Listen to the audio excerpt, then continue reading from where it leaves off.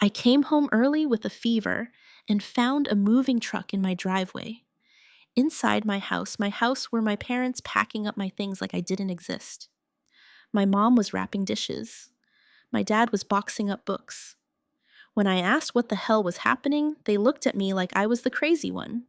"We thought you were at work," my mom said, like that made it okay. No apology, no shame, just the calm announcement, "Rachel, it's time to give your home to Ethan and Mia."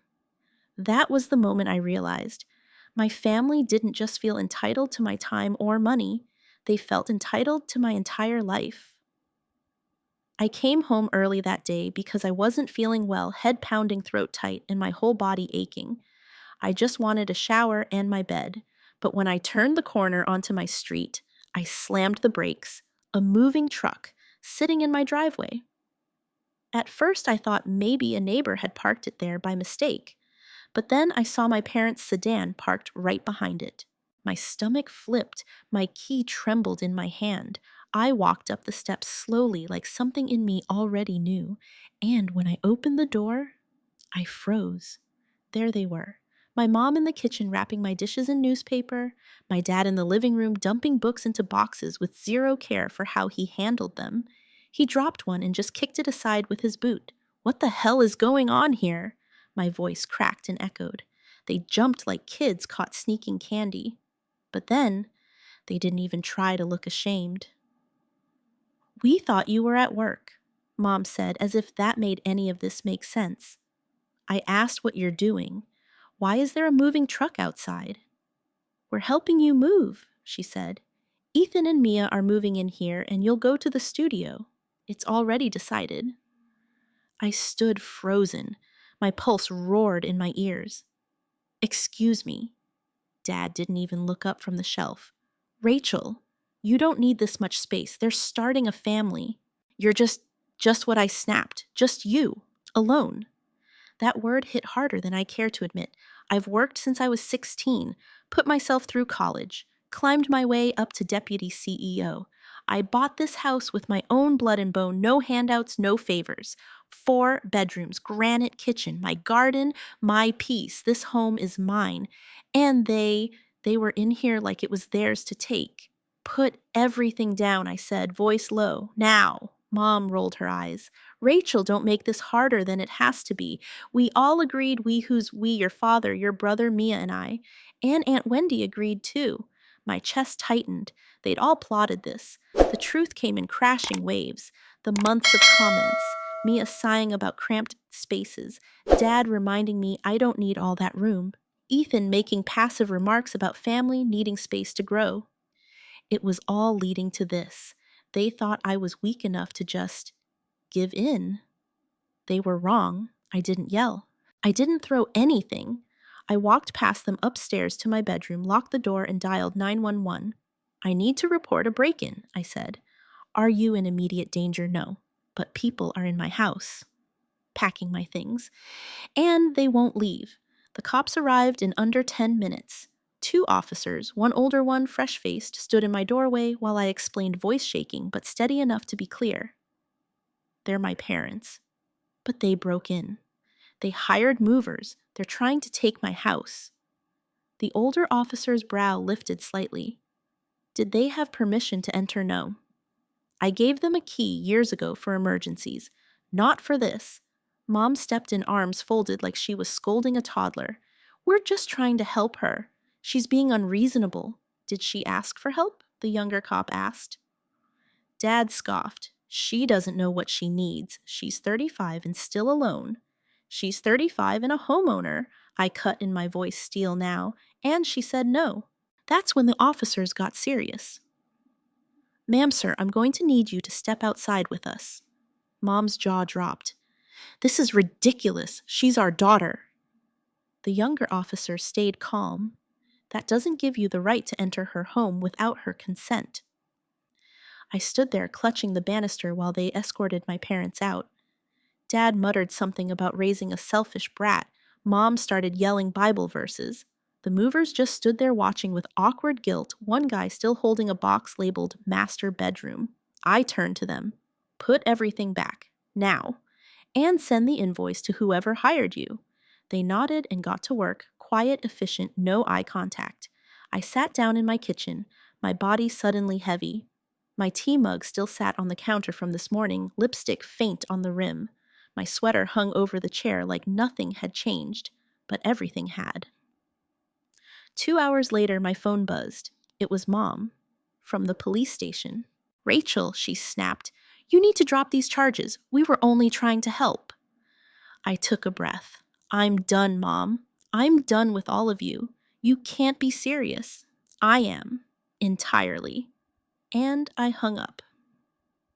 The next morning, I walked into the station, signed the formal paperwork, and told the officer I would not be pressing trespassing charges because I was pressing breaking and entering. Their faces, when they made bail, must have been priceless. But I didn't see it. I didn't care to. I spent the next 3 days in silence. No calls, no guilt-tripping texts, just peace. The kind I hadn't felt in years. I actually slept with the windows open again. But I should have known the quiet wouldn't last. On the fourth morning, a letter arrived. Cream-colored envelope. My full name written in my mother's neat cursive. I knew what was inside even before I opened it. And still, I read every word. "Rachel, after much thought and discussion with your father and brother, we've decided to disown you. You are no longer our daughter." That was the opening line. No dear, no warmth, just a cold declaration that 35 years of shared blood and birthdays meant nothing because I wouldn't give up my house. "You chose walls and countertops over your family," the letter went on. "You turned your back on what truly matters. Do not contact us again." It was signed not Love Mom, but simply Former Mother. I stared at that last line for a long time, waited for the lump in my throat, the sting of betrayal. But nothing came. Not sadness, not heartbreak, just relief, bone-deep relief. They thought this letter would break me, that I'd come crawling back, that I'd beg forgiveness and offer them the keys to my front door. Instead, I folded the paper, set it on the table, and made myself coffee. I didn't cry. But the messages, those came next. Texts, voicemails, emails. "From my dad, your brother needs your help. Family comes first." From Ethan. "You're hurting Mia. She's pregnant and the stress isn't good for the baby." From Mia, "I thought you loved me like a sister."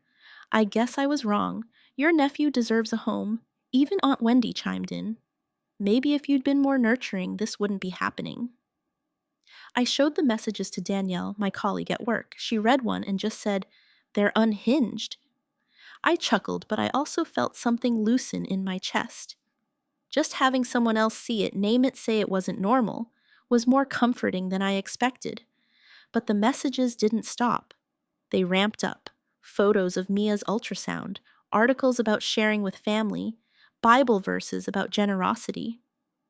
One text from Dad even had a screenshot of some cheesy article titled "The Woman Who Gave Her Home to Her Sister." "This could be you," he wrote underneath. I laughed out loud in my office. Be the hero for giving away everything I worked for. That wasn't heroism, that was stupidity. Then came Mia's pictures of their tiny apartment, complete with captions like, "Is this where you want your nephew to sleep? They didn't ask me to be kind. They demanded I feel guilty." I almost blocked them all, but something in me wanted the evidence. Because deep down I knew this wasn't just about a house. It was about power, control, resentment that I hadn't fallen in line. And now that I had the audacity to say no, they were showing me who they really were. Friday started off normal, until around noon when my fever came back, hot flashes, dizzy spells, and a pounding in my skull like a drum beat. I told my assistant I needed to leave early, grabbed a smoothie, and barely made the drive home. I just wanted to collapse. But when I turned the corner onto my block, there it was. Again, Monty's moving service. Parked in my driveway like it belonged there. And behind it, my parents' car. I froze. A chill shot through me despite the 80-degree heat. My body felt too heavy, my vision tunneled. No, not again. They wouldn't. I bolted to the front door, heart hammering, unlocked it, pushed in, and nearly screamed. They were back. Same scene like a horror movie on repeat. Mom wrapping dishes, Dad taping up boxes. Except this time they'd made real progress. Half my living room was gone. What the hell are you doing? They both jumped. Oh, Rachel. Mom said tone as casual as flipping through a magazine. We thought you were at work. I walked straight past her into the kitchen. Empty drawers, my mugs packed, my custom cutting boards gone. I told you, I'm not giving up my house. We all decided, I don't care what you decided, I snapped, slamming a drawer shut so hard it echoed. Dad didn't even flinch. You're being dramatic. This is for the baby. He needs a real home. No, this is mine. I felt my legs trembling, but I stood tall. I'm calling the cops. Mom sighed as if I told her I was skipping dinner. Rachel, please don't be ridiculous. I didn't even respond. I walked upstairs, locked myself in my room, and called 911 again. They're back, I told the dispatcher. They broke in, again, and they're packing my house without permission. 5 minutes later, the cops were at my door, same older officer from last time, but now he looked annoyed. Miss Blake, he greeted me. You said this happened before, yes. They made bail, but they came back. With movers, they ignored everything. He turned to my parents, who were now trying to smile like this was just a misunderstanding. We're her family, Dad insisted. We're just helping. She told you to stay away, the officer said, and you're here, again. Then, Dad snapped, she's ungrateful. We raised her. She owes us, sir. I need you to calm down. He didn't. He lunged forward, and that's when they cuffed him. Right there, in my living room, with the movers awkwardly standing in the hallway holding my headboard. Mom started screaming, full volume. I just stood there, frozen, detached, like I was watching it happen to someone else. Because who does this? Who breaks into their daughter's home twice and thinks they're the victim? They were let out in cuffs, and for the first time in years, I didn't feel like the crazy one.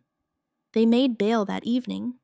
I expected another barrage of texts, missed calls, voice notes full of tears and guilt tripping. But instead, nothing, just silence. Until the next morning when my grandmother called. She never calls me, only writes birthday cards and occasionally comments on my Facebook with heart emojis. Rachel, she said softly. Her voice sounded tired, older than I remembered. They're very upset. I sat on my porch, coffee in hand, watching the breeze nudge my wind chimes. They broke into my house, Grandma. I know, she sighed. And I told them they were wrong.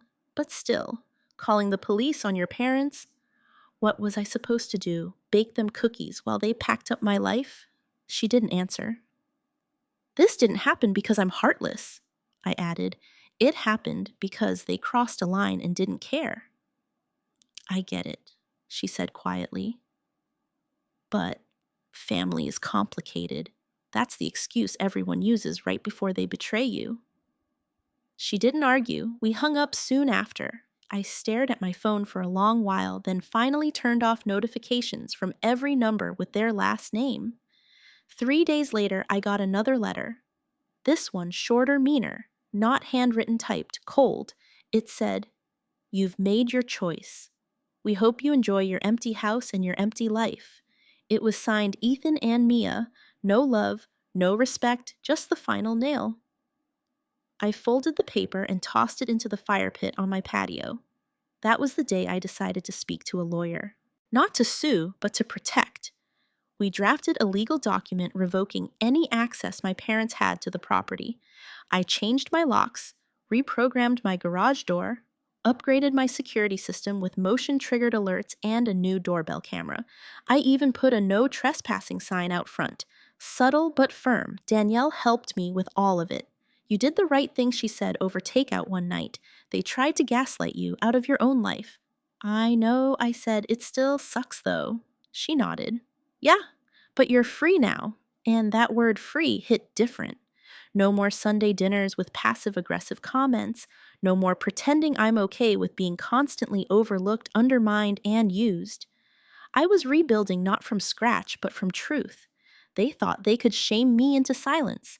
Instead, they gave me the most unexpected gift: clarity. And from that, I began to build something stronger than any family legacy they'd tried to shove down my throat. Something that finally felt like mine. The quiet was jarring. No more rings at 7 a.m., no more urgent voicemails, no more guilt-tripping texts with baby emojis or Bible verses. Just silence. And honestly, it was glorious. I slept through the night without checking my phone. I drank coffee on my back porch without feeling watched. I took long walks with my headphones in, not bracing for confrontation at every corner. But some days, the silence felt like a canyon.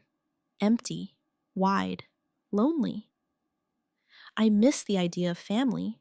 The version I used to dream about: Sunday dinners where people laughed, not whispered. Hugs that meant love, not leverage. A mom who asked how I was instead of when I'd finally give her grandkids.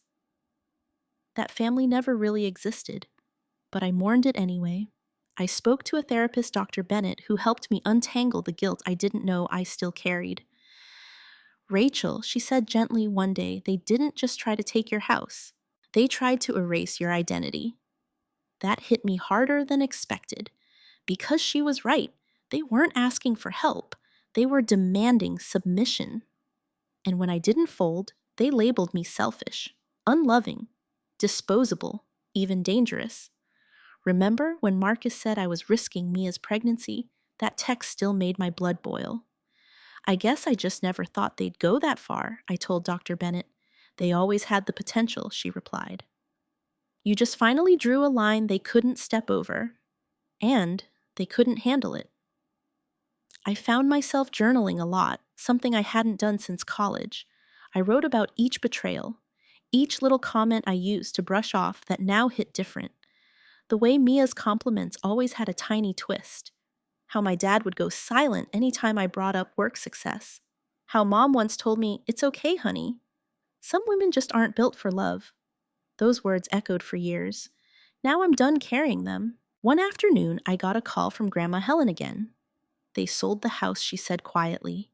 And the studio apartment too. Seriously. Yes, they used the money to buy 2 smaller places, one for them, one for Ethan and Mia. I almost laughed. So, what they should have done in the first place. That's what I told them, she said. But they thought you wouldn't fight back. I went quiet. Rachel, she added, I'm sorry they hurt you. It was the first real apology I'd received from anyone in this family, and even though it didn't fix everything, it meant something. We talked for another hour, about her garden, about how fall was coming early this year, about how she missed having someone challenge her in Scrabble. That call stayed with me. Maybe the whole family wasn't lost. But I knew one thing for sure I wasn't. It's been 6 months. The seasons changed. So did the locks on my doors. So did I. I still live in the same house, the one with the stone path. I laid myself the creaky step near the pantry, the sunlit reading nook by the upstairs window. Only now it feels more like mine than ever before. I still remember the day I signed the mortgage. How I clutched the pen with hands that had typed, hustled, sacrificed for over a decade. How I felt like I'd crossed a finish line no one believed I'd reach. And now, no one's trying to take it from me anymore. Ethan and Mia moved into their new 2-bedroom apartment across town. My parents bought a condo in a senior community. According to Grandma Helen, they seem peaceful. Good. I hope they are, because I am too. I've started hosting book club again. Danielle comes over every Thursday night. We drink wine, talk about work, cry over fictional characters, and laugh until we're breathless. I planted tomatoes in the backyard this spring. They're thriving, just like me. Sometimes when I look around my home, I still hear echoes. You're selfish. You're unloving. You don't need all this space. But those voices are getting quieter, and mine is getting louder. A new one. a truer one. I deserve this. I am enough. I owe no one an apology for living the life I chose. I didn't lose my family the day they tried to steal my house. I lost the illusion that they ever truly respected me, and in its place I found something better. Boundaries, freedom, peace. Sometimes people think family means unconditional acceptance no matter what. But I've learned the hard way unconditional love without mutual respect isn't love, it's control. And I will never again be the kind of daughter who has to shrink to be accepted. My house is quiet now, but it's not empty. It's full of the woman I fought to become, and she's not going anywhere. I never imagined I'd be the kind of person who'd call the cops on her own parents. I never thought I'd hear my mother say I was no longer her daughter over a house I bought with my own hands. But here's what I've learned. Family isn't about blood, it's about respect. You can love people deeply and still walk away when they cross certain lines, especially when they try to erase your boundaries, your voice, your worth. It took me years to realize this. Choosing yourself isn't selfish, it's survival. I didn't just protect my home, I reclaimed my identity. And if I had to do it again, I would. Because peace, self-respect, and freedom, they're worth more than any family legacy or forced loyalty. What would you do if your own family tried to take everything you've built just because they thought you didn't deserve it? Am I wrong for cutting them off? Or was that the only way to save myself? If this story spoke to you, please share it with someone who might need the strength to say no. Leave a comment. I want to hear your story. And if you believe in boundaries healing and owning your truth, subscribe for more stories like this. Sometimes the bravest thing we can do is say no to the people we love most.